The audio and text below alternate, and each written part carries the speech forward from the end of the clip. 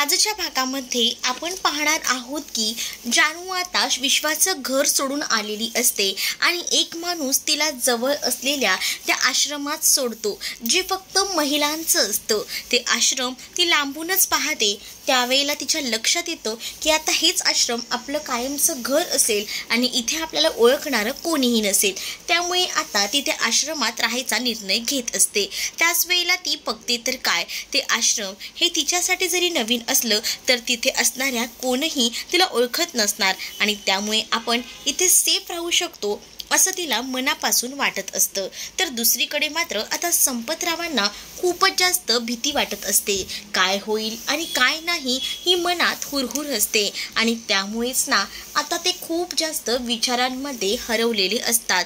तर दुसरीकडे मात्र जेव्हा ते इतके विचारांमध्ये हरवलेले असतात ना, तेव्हाच त्यांना अधिराज म्हणत असतो की आज केस आहे तर मला जावं लागेल. तर अधिराजला ते म्हणत असतात की हो तू जा, पण कोणताही विलंब करू नकोस आणि तिथं काय होतं या सगळ्याचे अपडेट्स मला द्यायचे असं देखील सांगितलेलं असतं. अधिराज खरं तर खूप जास्त घाबरत असतो, पण त्याला आता सांगितलेलं असतं त्या पद्धतीने काम तर करावंच लागणार असतं. तेवढ्यातच तिथे आजी आणि त्याचसोबत नीलांबरी येते. नीलांबरीने आजीला भडकवलेलं असतं की या दोघांचं काहीतरी सुरू आहे आणि जसं की भावनाने प्रश्न विचारलेला आहे त्या प्रश्नांचा जाप जो आहे तो आता आजी विचारू लागते. आणि संपतराव तुझं काय चालू आहे मला कळलंच पाहिजे, कारण मला ना कुठेतरी प्रॉब्लेम दिसतोय.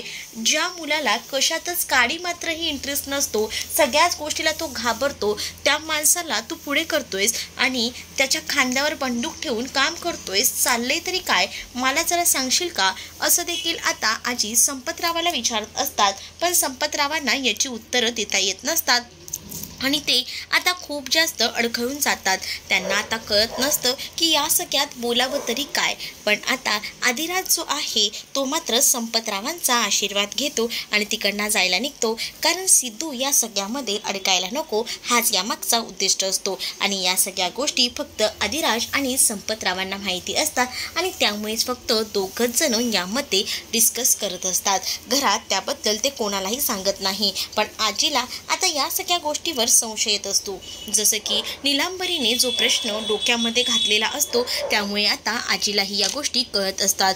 दुसरीकडे मात्र आता भावना आणि सिद्धू देवाचे आशीर्वाद घेतात आणि आता ते कोर्टात जायला निघालेले असतात, कारण आता कोर्टातली केस त्यांच्यासाठी लढणं खूप जास्त गरजेचं असतं. आणि आज काही झालं तरी सुद्धा आज तरी परमिशन आपल्याला मिळायला हवी असंच वाटत असतं. तर इथे आता जेव्हा भावना आणि सिद्धू निघत असतात तेव्हा रेणुका भावना आणि सिद्धूच्या हातामध्ये दही देते, कारण आज तरी निदान सगळ्या काही गोष्टी चांगल्या व्हाव्यात असं तिला वाटत असतं आणि म्हणूनच तिने दही दिलेलं असतं. पण त्याच वेळेला ती भावनाला हे सुद्धा सांगते की तुझा भाऊ या सगळ्या केसमध्ये अडकला आहे म्हणून, नाहीतर तुला मी या सगळ्यामध्ये लक्षसुद्धा घालू दिला नसता. त्यामुळेच मी तुला सांगते त्यानंतर या सगळ्यापासून विलुप्त राहायचं असं देखील आता सांगण्यात येतो. त्यानंतर आता भावनाला पुढे पाठवलं जातं. तर तेवढ्यातच तिथे आता सिद्धू आणि रेणुका बोलत असतात. तर सिद्धू आपल्या आईला समजावत म्हणत असतो की आई, प्रत्येक वेळेला तुला बाबांनी सगळ्या गोष्टी दाबून ठेवलं, तसंच तू असाही विचार करतेस का की भावनानेही तसंच राहावं, तर तसं नको राहायला. मला असं वाटतं ना, उलट ना त्या स्वतःहून या सगळ्यामध्ये पुढे असतात ना, हे मला खरं तर आवडतं आणि मी माझ्या बायकोला असं दाबून ठेवणारही नाही असं देखील डायरेक्टली तो बोलून टाकतो. आणि त्यानंतर तो आता तिकडनं जायला निघतो. तर इकडे मात्र रेणुकाला त्याचंच खूप जास्त टेन्शन असतं. इकडे आता श्रीनिवास पुन्हा एकदा गॅरेजवर आलेले असतात आणि गॅरेजवर आल्यानंतर ते आपला युनिफॉर्म वगैरे घालतात आणि आपल्या कामाला लागत असतात. पण आजही चित्रगुप्त साहेब म्हणजे आजही त्यांचे मालक आलेले नसतात आणि त्यामुळेच ना सगळ्यांना प्रश्न पडलेला असतो. पण आधीच चित्रगुप्त साहेबांनीच म्हणजे मालकांनी सगळी काही जबाबदारी काही भागांमध्येच श्रीनिवास यांच्याकडे सोपवलेली होती आणि त्यांच्याकडे ही जबाबदारी सोपवलेली असल्यामुळे आता त्यांना सुद्धा खूपच बरं वाटत असतं. पण तिथे कामगार जे असतात ना ते मात्र आता श्रीनिवास यांना टोमणे मारत असतात. तर दुसरीकडे सिद्धू आणि भावना आता कोर्टाच्या बाहेर पोहोचलेले असतात आणि अजून कोणीच कसं आलं नाही. आणि तुम्ही काळजी करू नका, या केसमध्ये आपल्याच बाजूने निकाल लागणार आहे आणि बँकेचीही लवकरच सुटका होईल असं देखील सिद्धू आता इथे भावनाला बोलत असतो. भावनाला जेव्हा हे सगळं तो बोलतो तेव्हा मात्र भावनाला तेव्हा कुठे जाऊन बरं वाटतं. आणि त्याच वेळेला आता इथे वाट बघत थांबलेले असताना आरती आणि वीणा येतात. आरती आणि वीणा आल्यावर आता मात्र आई आजही आली नाही का? खरं तर ना आईला यायचं होतं पण नाही यायला जमलं, कारण आईला खरं तर ना घरीसुद्धा थांबायचं आहे. कारण तुलाही माहिती आहे ना की आईला आजींची काळजी घ्यावी लागते आणि सगळ्या काही जबाबदाऱ्यासुद्धा असतात. म्हणूनच आई आज नाही येऊ शकल्या असं देखील वीणा आता सांगू लागते. पण आम्हाला पूर्ण विश्वास आहे की तू ही केस नक्कीच हातात घेशील आणि आपल्या वँकी भाऊजींना या सगळ्यातून बाहेर काढशील असं देखील वीणा आता बोलत असते. आणि तेवढ्यातच ना एका व्हॅनमधून वँकीला आणलं जातं. वँकीला जेव्हा आता पाहिलं जातं तेव्हा मात्र आता भावनाला आरतीला खूप जास्त टेन्शन येतं. सगळीजणं जाणाऱ्या वँकीकडे पाहत असतात. वँकीला तातडीने कोर्टात हजर केलं जातं. त्यामुळे वँकी इकडे तिकडे थांबत नाही, कारण त्याच्यासोबत पोलीसही असतात. पोलिसांसोबत तो आतमध्ये जायला निघतो त्यावेळेला आरती खूप जास्त व्याकुळ झालेली असते, कारण कितीतरी दिवसांनी तिने आता वँकीला असं बाहेर पाहिलेलं असतं आणि त्याची लवकरात लवकर सुटका व्हावी असंच तिला वाटत असतं. त्यामुळे आता भावना आरतीला सांगत असते की आरती बहिणी तू काळजी करू नकोस, वँकीची सुटका आपण लवकरच करू. तर दुसरीकडे मात्र आता सिद्धू आणि भावना हे सुद्धा आतमध्ये जायला निघत असतात. तेवढ्यातच ना तिथे आता सुपर्णा येते. सुपर्णा तिथे आल्यानंतर मात्र भावनाला मुद्दामूनच बोलत असते की मलाही पाहायचंच आहे की ही केस तू कशी जिंकतेस ती, कारण मला पूर्णपणे माहिती आहे की ही केस काही तू जिंकू शकणार नाही असं देखील सुपर्णा टोमणे मारतच बोलू लागते. तरीसुद्धा आता शांतच भावना असते. भावना आता तिच्याकडे बघतच बोलू लागते की बघ जे काही होईल ना ते आतमध्ये होईल आणि तुलाही कळेल. त्यामुळे ना मी हरणाऱ्यातली नाही आहे, जो काही निकाल आहे तो आपल्या समोरच लागणार आहे असं देखील आता भावनाने सुपर्णाला सांगितलेलं असतं. आणि त्यामुळे सुपर्णाची बोलती बंद होते. तेवढ्यातच तिथे आता वकील आलेला असतो आणि वकील ना खूपच जास्त फनी असतो. म्हणजे खरं तर ह्यांच्याकडे इतके पैसे नसतात, म्हणून सरकार जो वकील देतो ना तोच वकील आता खरं तर घेतलेला असतो. आणि त्या वकिलाला पाहून सुपर्णा हसू लागते आणि म्हणत असते की काय वकील घेतलाय, काय वकील निवडलाय. त्यावर आरतीही तिच्यावर चिडते आणि आरती तिला म्हणते की आमच्याकडे तितका पैसा नाही आहे ना, त्यामुळे आम्हाला असे वकील भेटलेले आहेत, पण लवकरच आम्ही जे आहे ना ते यावर मार्ग काढू असं देखील ती म्हणते. त्यानंतर आता इकडनं भावना आणि त्याचसोबत सिद्धू जो आहे ते आता तिकडनं जायला निघतात. आणि जेव्हा भावना सिद्धू हे आतमध्ये जायला निघतात ना तेव्हा मात्र आता सुपर्णा खुनशी असत असते, कारण तिला असं वाटत असतं की आपल्यापेक्षा दुसरं कोणीही हुशार नाही आणि त्यामुळेच ना तिला खूपच जास्त आनंद होतो. दुसरीकडे मात्र आता पाहायला मिळतं इकडे मात्र वकील येतात आणि त्याचनंतर जजही समोर असतात. जज आता भावना काही बोलायला जाणार तितक्यातच भावनाला सांगतात की आम्ही तुम्हाला मागच्या वेळेला सुद्धा सांगितलं आहे की कोर्टात तुम्ही बोलू शकत नाही, कारण तुम्ही वकील नाही आहात. आणि त्याचमुळे आता वकील आहेत ना तुमचे ते आमच्याशी संवाद साधतील. आणि त्याच वेळेला आता मध्ये वकीलही असतात आणि त्यावेळेला एक पेपर जो इन्व्हलप असतो तो दिला जातो आणि त्या इन्व्हलपमध्ये काही सूचना असतात. त्याचबरोबर आता भावनाला काही झालं तरी वँकीकडून कोणतंही सूचना दिल्या जाणार नाहीत. म्हणजे भावना ही वँकीच्या खाणाखुणा सांगायला सुद्धा तिथे उभी राहू शकत नाही, हे डायरेक्टली वकिलांनी सांगितलेलं असतं. तर इकडे मात्र जज जेव्हा हा डिसिजन घेतात तेव्हा मात्र आता अधिराजला खूप जास्त आनंद होतो, कारण हे जज तरी निदान आमच्या बाजूनी आहेत आणि आम्हाला हवंय तसंच ते बोलतायत असं काहीसं अधिराजला वाटत असतं आणि त्यामुळे ना तो खूप जास्त हॅप्पी असतो. दुसरीकडे आता जो वकील सुपर्णाने आणलेला असतो तो सुपर्णाने आणलेला वकील आता तिथे येऊन बोलू लागतो आणि त्याच वेळेला तो आता बोलत असतो की खरं तर ना यांच्याकडे कोणतेही पुरावे नाही आहेत आणि त्यामुळेच ना मला असं वाटतं की ह्या व्यंकटेशने गुन्हा कबूल केलेला आहे. जरा माणूस काही बोलतच नसेल याचा अर्थ यांनीच गुन्हा केलेला आहे आणि आपण या सगळ्याची वाट का बघतोय की या सगळ्यामधून हा निर्दोष असेल असं, कारण हा जर निर्दोष असला असताना तर ह्यांनी निदान तोंड तरी उघडलं असतं, पण हा तोंडही उघडत नाही आहे याचा अर्थ या सगळ्यामध्ये याची चूक आहे असं देखील आता बोललं जातं. विरोधी पक्षातील वकील हा खूप जास्त चावचाव करत बोलत असतो आणि त्याचमुळे आता इकडे मात्र खाणाखुणा करायला एक स्त्री तिथे उभी असते आणि ती स्त्री आता व्यंकीला खाणाखुणा करून विचारत असते की तुझ्यावर कोणी दबाव टाकला आहे का हे सगळं करण्यासाठी. त्यावर व्यंकी काही देखील बोलत नसतो. त्यानंतर व्यंकीला विचारलं जातं की तुला कोणी ब्लॅकमेल केलं आहे का. तर व्यंकी त्यावर थम असं दाखवतो आणि त्याच वेळेला आता भावनाही उठून उभी राहते. भावनालाही असं वाटत असतं की व्यंकीने मोकळं व्हावं, कारण व्यंकी अजूनही मोकळा होत नाहीये. त्यामुळे तीच भावना उठून बोलू लागते की प्लीज थोडं समजून घ्या, व्यंकी असं बोलणार नाही, आम्हाला संधी द्या. आम्ही व्यंकीच्या बाजूने उभे राहतोय आणि व्यंकीला प्रश्न विचारतोय. पण भावनाला जजनी डायरेक्टलेस नकार दिलेला असतो आणि सरळ सांगितलेलं असतं की नाही, तुम्हाला आम्ही काहीसुद्धा विचारण्यासाठी देऊ शकत नाही, त्यामुळे तुम्ही शांत राहा. तर दुसरीकडे आता भावनाने जो काही वकील आणलेला असतो त्या वकिलांनी आता मात्र बोलायला सुरुवात केलेली असते. ते थोडंफार गोंधळत असतात, पण ते वकील जे आहेत ना ते आता बोलायला सुरुवात करतात.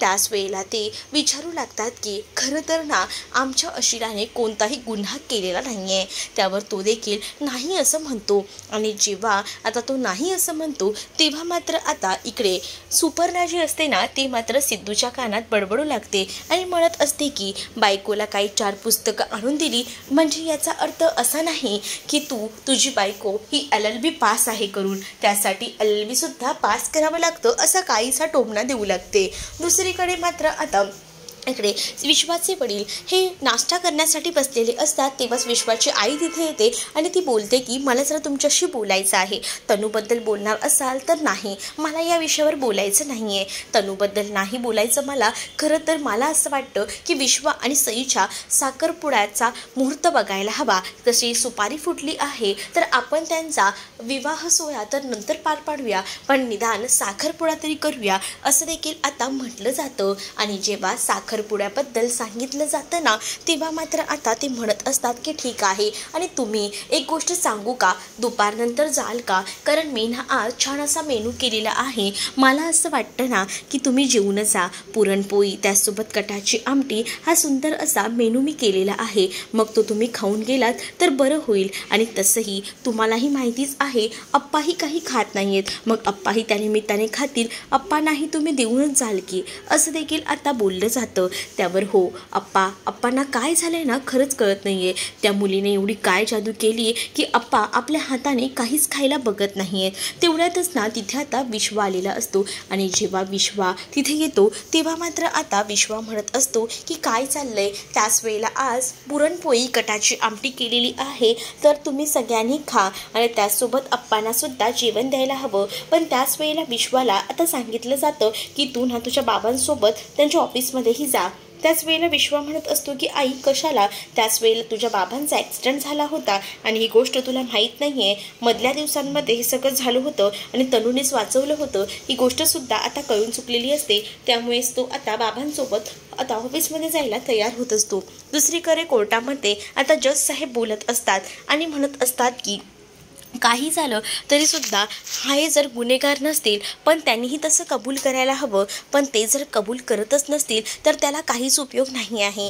त्याच वेळेला तुमच्याकडे काही पुरावे आहेत का, जर पुरावे असतील ना तरच तुम्ही बोलू शकता असं देखील आता म्हटलं जातं. त्याच वेळेला भावना आता म्हणत असते की आमच्याकडे पुरावे आहेत पण ते आम्हाला कोर्टात सादर करायची संधी तर द्या.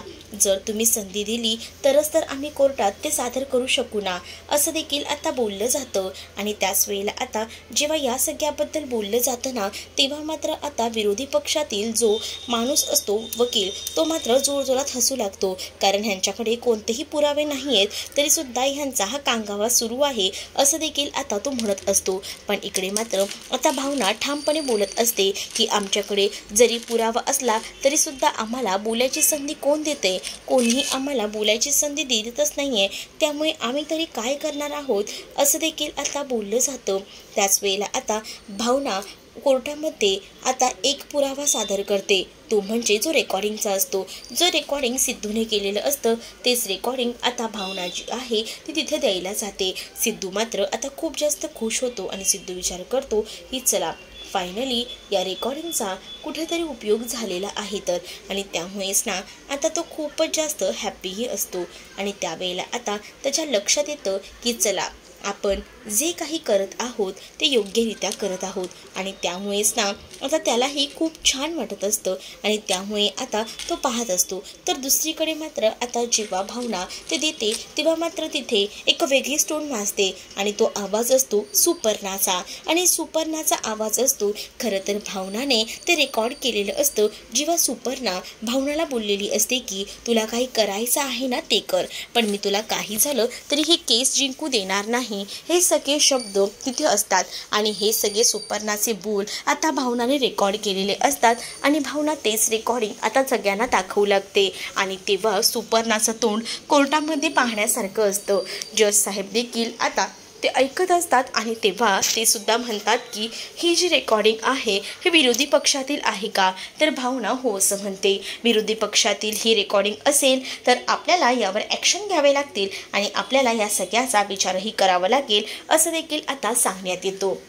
आणि त्याच वेळेला आता या सगळ्याचा विचार करणार आहे असं म्हटल्यानंतर मात्र आता भावनाला खरं तर ही केस हँडल करण्यासाठी दिली जाते. त्यांचं शिक्षण पाहता ह्या सगळ्याची जबाबदारी तुम्ही घ्या असं देखील आता भावनाला सांगितलं जातं. भावनाला आता या गोष्टी सांगितल्या जातात ना तेव्हा भावना खूप जास्त खुश होते, पण भावनाला मनोमन असं वाटत असतं की जरी आपण आता ही केस हातात घेतलेली असली तरीसुद्धा पुढे नक्कीच या केसमध्ये आपण मार्ग दाखवू शकतो का? नाहीतर आपल्यामुळे काही ना काही झालं तरी वँकी या सगळ्यामध्ये अडकेल अशी भीती मनामध्ये कुठेतरी तिच्या असते आणि त्यामुळेच ना तिचं मन खूप जास्त घाबरत असतं. तर दुसरीकडे मात्र आता पाहायला मिळतं इकडे मात्र आता जानू आश्रमात आलेली असते आणि त्यावेळेला तिला खूप जास्त आनंद झालेला असतो, कारण या आश्रमामध्ये कोणीही तिला ओळखणारं नसतं आणि त्यामुळेच ती खूप जास्त हॅप्पी असते. त्याच वेळेला ती आता विचार करत असते की चला फायनली आपण इथे आहोत, त्याला आता कोणीही ओळखू शकणार नाही. तर दुसरीकडे आता जेव्हा हे बोलत असते ती मनातल्या मनात तेव्हा एक मुलगी तिथे येते आणि ती आता जानूशी बोलत असते.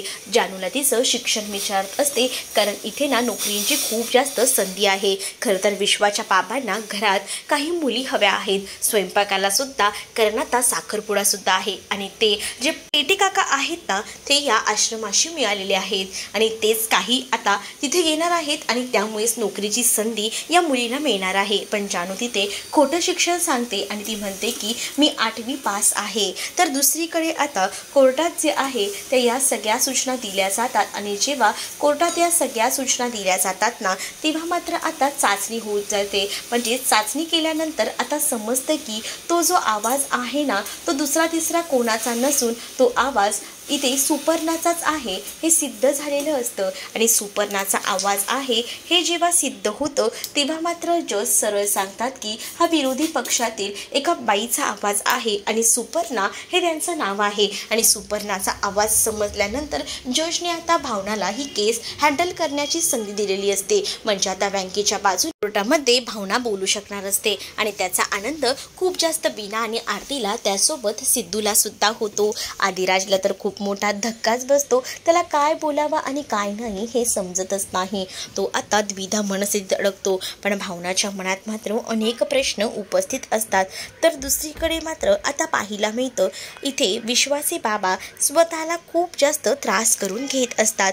विश्वाची आई येते आणि म्हणते की काय झालं आहे, का स्वतःला त्रास करून घेत आहे आणि त्याच वेळेला आता तिथे भरलेलं ताट तिला दिसतं आणि जेव्हा भरलेलं ताट ती पाहते तेव्हा तिला सुद्धा धक्का बसतो. तिला असं वाटलेलं होतं की निदान आता तरी हे खातील, इतकं चांगलं जेवण बनवलेलं आहे तर, पण तरीसुद्धा ते जेवलेले नसतात आणि त्यामुळेच ना खूप जास्त टेन्शन खरं तर आलेलं असतं. पण खरंच त्या मुलीने इतकी काय जादू केली आहे की आप्पा आता माझ्या हाताने खात नाही आहेत, आता काय करायचं, तुम्ही काळजी करू नका, तुम्ही सांगितलं आहे ना तर होतील सगळ्या गोष्टी नीट, मला माहिती आहे, कारण तुम्ही ज्या आहेत त्या सगळ्या गोष्टी सांगितलेल्या आहेत. आपण आता त्या काकांनाही सांगितलं आहे ना, पेठे काका नक्कीच आपल्याला कोणीतरी एक मुलगी देतील जी आपण खरं तर ना अप्पांसाठी ठेवूया, म्हणजे ती अप्पांची पूर्णपणे काळजी घेईल असं देखील आता सांगण्यात येतं. तेव्हा कुठे जाऊन या गोष्टी आता विश्वाच्या बाबांना सुद्धा पटत असतात. पण अप्पांना एवढी त्या मुलीने काय जादू केली आहे की अप्पा आपल्या हातून कोणाच्याही खायला तयार नाही आहेत, त्यांना त्याच मुलीच्या हातून खायचंय असं देखील आता मोठा प्रश्न खरं तर आता विश्वाच्या बाबांना पडलेला असतो। दुसरीकडे आता सिद्धू, भावना, आरती आणि वीणा हे कोर्टाच्या बाहेर येतात। तिथे आता सिद्धूचा मित्र महेश उभाच असतो। महेशने आधीच मिठाईचा बॉक्स घेतलेला असतो, पण सिद्धू, भावना आता असं दाखवत असतात की आपल्या बाजूनी काही निकाल लागलेला नाही। त्याच वेळेला सिद्धू आता ओरडून सांगतो की भावनाला परवानगी दिलेली आहे, ती केस लढू शकते। त्यावेळेला त्याला सुद्धा आनंद होतो, पण इथे सुपर्णाचं तोंड पाहण्यासारखं झालेलं असतं। सुपर्णा आता खूपच जास्त चिडलेली असते आणि सुपर्णा रागारागात बोलत असते की तुम्हाला वाटत असेल, पण तुम्ही एक विचार करा की या सगळ्या गोष्टी तुम्हाला शक्य वाटत असतील, पण नाही, मी आहे ना, मी या सगळ्या गोष्टी बरोबर हँडल करेन, असं देखील आता तिनं म्हटलेलं असतं। दुसरीकडे मात्र आता पाहायला मिळतं की सिद्धू आणि त्यासोबत भावना हे सगळेजण खुश असतात, पण भावनाच्या मनात प्रश्न असतो की आपण या सगळ्यातून बँकेला बाहेर काढू शकू ना। पण आता आरती म्हणत असते की मला माहिती आहे, माझा तुमच्यावर पूर्ण विश्वास आहे, तुम्ही या सगळ्या गोष्टी करू शकता, असं बोलून भावनाचं मनोबल हे सुद्धा वाढवलं जातं। तर तुम्ही काळजी करू नका, तुम्हाला जे काही अभ्यास करायचे, जे काही पुरावे शोधून काढायचे ते काढा, मी तुमच्या सोबत आहे, असं देखील सिद्धूने आता भावनाला सांगितलेलं असतं। इकडे अधिराज आता विचार करत असतो की भावनाच्या हातामध्ये ही केस दिली गेलेली आहे, म्हणजे आता काही खरं नाही, आता या सगळ्या बाजूने सुद्धा विचार करायला हवा, असं देखील आता अधिराजच्या डोक्यामध्ये सुरू असतं। दुसरीकडे आता श्रीनिवास गॅरेजवर असतात आणि ते सगळी साफसफाई करत असतात, कारण अजूनही चित्रगुप्त साहेब म्हणजे त्यांचे जे मालक आहेत गॅरेजचे ते आलेले नाही आहेत, पण ती सगळी जबाबदारी आधी श्रीनिवासांवर त्यांनी दिल्यामुळे श्रीनिवास रोजच्या प्रमाणे गॅरेज ओपन करतात आणि हे काम करत असतात। आणि त्याच वेळेला आता इथे मात्र चर्चा सुरू असते की खरंच ना, कमी वेळात या माणसाने सगळं काही स्वतःकडे घेतलंय, हे श्रीनिवासांना टोचून ते कामगार बोलत असतात। तेवढ्यातच आता त्यांचा मुलगा म्हणजे चित्रगुप्त साहेबांचा मुलगा सुद्धा तिथं आलेला असतो आणि त्यांनी पेपरावर काही दिवसांपूर्वी सही मागितलेली असते। इन्शुरन्सच्या पेपरवर सुद्धा त्यांनी सही दिलेली नसते आणि कालपासून घरी सुद्धा आलेले नाहीयेत, कुठेत हे बघण्यासाठी तो खास करून येतो। पण त्याच वेळेला श्रीनिवासांना त्याच्याकडनं कळतं की ते घरीच आलेले नाहीयेत आणि जेव्हा ही गोष्ट त्यांना कळते तेव्हा मात्र आता खूप मोठा धक्का जो आहे तो श्रीनिवासांना बसतो। म्हणजे काल रात्री साहेब घरीच आलेले नाहीयेत, मग साहेब गेले तरी कुठे असतील, हा मोठा प्रश्न जो आहे ना तो श्रीनिवासांना सुद्धा पडतो। मग आता काही झालं तरी आता हे गॅरेज बंद राहील, सगळ्यांनी निघा बरं इकडनं, असं देखील आता त्यांचा मुलगा सगळ्यांना सांगू लागतो। दुसरीकडे ज्या आश्रमात आता जानू राहत असते तिथे काही मुली असतात आणि त्यांच्या ज्या मुख्य मॅडम असतात ते तिथे येऊन सांगू लागतात की आता थोड्याच वेळात पेठे काका येणार आहेत आणि ते सगळ्या तुम्हाला नोकरीची संधी मिळवून देणार आहेत। खरं तर आता या इथे असंच असतं, काही महिन्यांनंतर इथे इंटरव्ह्यू जे आहेत ते घेतले जातात आणि हे पेठे काका स्वतः घेतात। आता इकडे मात्र आता काही शेअर्स पडलेले आहेत आणि ते सुद्धा जयंत कानेटकरच्या कंपनीचे। खरंच ना, याची बायको किती अनलकी आहे ना, म्हणजे या माणसाबरोबर राहिलीही नाही, असं ती मुलगी बोलू लागते आणि त्यामुळे जानू घाबरते। जानू विचार करते की काय, म्हणजे जयंत कानेटकरला ही लोक ओळखतात, उद्या जाऊन मलाही ओळखत असेल तर प्रॉब्लेम होईल, काही झालं तरी मी या इंटरव्ह्यूमध्ये सिलेक्ट व्हायला हवी, म्हणजे इकडनं मला आता निघावं लागेल। आता तिला इथे सुद्धा सेफ वाटत नसतं आणि म्हणूनच ती देवाकडे प्रार्थना करत असते की आज काही झालं तरी माझं सिलेक्शन व्हायला हवं आणि त्यानिमित्ताने का होईना मी इथून बाहेर पडेन, असंच ती मनोबल बोलत असते। पुढील भागामध्ये आपल्याला पाहायला मिळतं विश्वा आणि विश्वाचे बाबा त्याच आश्रमाला भेट द्यायला आलेले असतात, कारण पेटे काकांच्या थ्रू ते तिथेच आलेले असतात आणि ह्यांनाच खरं तर इंटरव्ह्यू घ्यायचे असतात म्हणून ते इथे आलेले असतात। त्याच वेळेला विश्वा त्यांना म्हणत असतो की बाबा खरंच हो, तुम्ही कसे आहात हो, कालच एका मुलीने तुम्हाला दगा दिलाय आणि आज पुन्हा कोणाच्या तरी शोधात तुम्ही इथपर्यंत आलेला, कशासाठी, का करता तुम्ही हे सगळं, असं विश्वा आपल्या बाबांना विचारतो। त्यावर विश्वाचे बाबा हसतात आणि त्यानंतर आता त्या केबिनमध्ये जातात। ज्या वेळेला ते केबिनमध्ये जातात त्यावेळेला आता तिथे त्या बसलेल्या मॅडम विश्वाला कौतुक करत सांगत असतात की तुझे बाबा ना खरंच खूप ग्रेट आहेत, कारण पेठे काका आणि तुझे बाबा हे एकमेव आहेत जे इथल्या मुलींना काही कामकाज वगैरे देत असतात, असं देखील आता बोललं जातं। आणि त्याच वेळेला आता इंटरव्ह्यूसाठी एक मुलींना आतमध्ये बोलवलं जाणार असतं आणि इंटरव्ह्यू खास करून विश्वा आणि विश्वाचे बाबा हे दोघं जण घेणार असतात, कारण सध्या तरी ना त्यांना स्वयंपाकाला 2 बायका हव्या असतात आणि अप्पांना सांभाळण्यासाठी 1 मुलगी, असं काहीसं त्यांचं ठरलेलं असतं। तर इथे जानू एका नंबरला उभी असते आणि जानू म्हणत असते की प्लीज मॅडम मला एकदा आत्महत्याची संधी द्या, कारण मला कामाची ना खूप जास्त गरज आहे, असं रिक्वेस्ट करत ती बोलत असते। आणि त्याच वेळेला आता जानू जे आहे त्या मॅडमला रिक्वेस्ट केल्यानंतर जानूला आत्महत्याची परवानगी दिली जाते, पण जानू जेव्हा समोर त्या काकांना आणि विश्वाला पाहते तेव्हा तिला खूप मोठा धक्का बसतो। तर आता विश्वा आणि जानूची भेट होईल का हे येणाऱ्या भागांमध्येच आपल्याला पाहायला मिळेल. तुम्ही जर आपल्या चॅनलवर नवीन असाल तर चॅनलला नक्कीच सबस्क्राईब करा. चला तर मग भेटूया पुढच्या भागामध्ये. तोपर्यंत टाटा बाय.